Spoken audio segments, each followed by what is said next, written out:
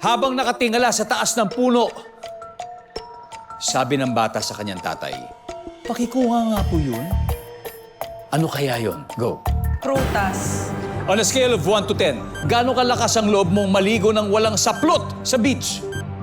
1. Makikita sa office ng manghuhula. Ang mahiwagang bolang kristal. 3-letter word na katunog o karime ng mat. Sat. Ilang piraso ng saging ang nasa isang piling? 12. Let's go, Arabel.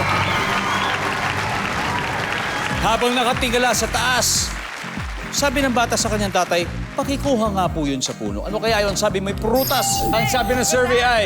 Prutas! Wow! Nice one. On a scale of 1 to 10, gaano kalakas ang loob mo maligo ng walang saplot sa beach? Sabi mo'y 1. Ang sabi ng survey. Wow! Wow!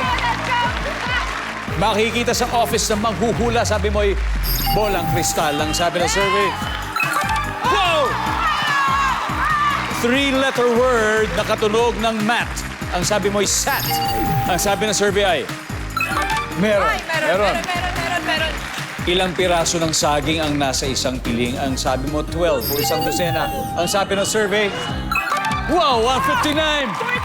40